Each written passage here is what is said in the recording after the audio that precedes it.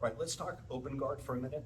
And as I have now been about 11 years fully immersed in this idea of invisible or hidden jiu-jitsu, the Hickson style of jiu-jitsu, had a tremendous amount of benefit of training closely with my friend Henry Akins and also some other sources. One of the things that is a major distinction between how most people, even if they're exceptionally good, approach playing different positions and how this particular approach differs from that.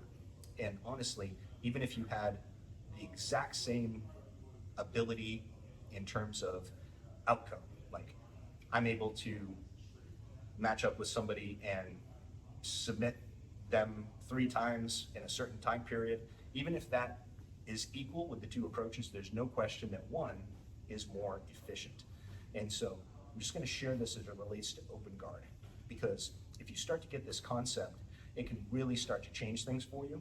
And at the very least, even if you only have the exact same outcome, I would argue it's probably going to be better. You'll start to notice that you're using much less physical energy, which matters when it comes to endurance, especially as you get older, and especially if you're not maybe the most natural athlete or in the peak physical condition. So let's take a look here really quick.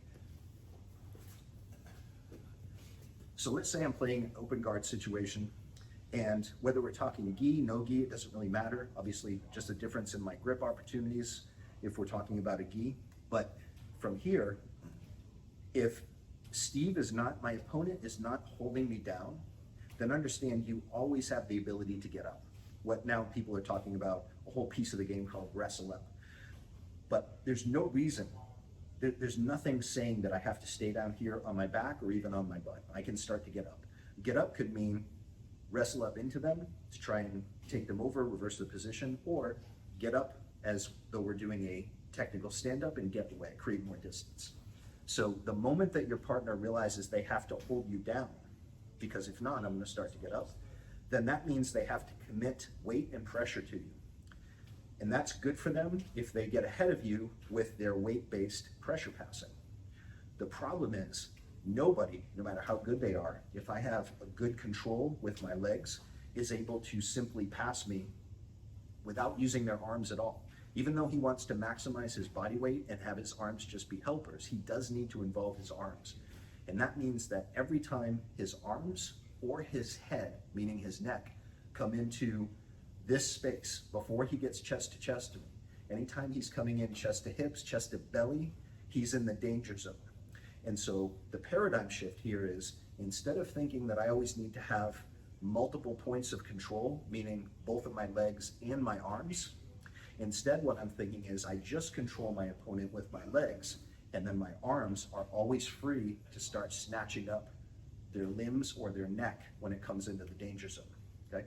So from here, I can be thinking that the moment Steve starts to initiate his pass, I'm using my legs for distance control, and now as soon as he starts to come into my airspace, I can immediately just start to attack, okay? So there's many, many attacks. We're not gonna go over them all right now. Just scoot back a little bit. You just come down for your knees for a second, okay? Right? There's many, many different styles of attack, but if you think about it, what are all the different places? Just study this as your opponents start to pass you. Where are they going to be putting their arms? On your legs, on your body, okay? They should know not to put their arms way out like this, but they're still going to land somewhere. They have to be able to have some sort of control over your legs to be able to initiate that. So you can start thinking, what here can I start to take away so that as soon as they come into that airspace, but before they can actually start to pass my knee line and use their weight to compress me, what can I start to take away from them?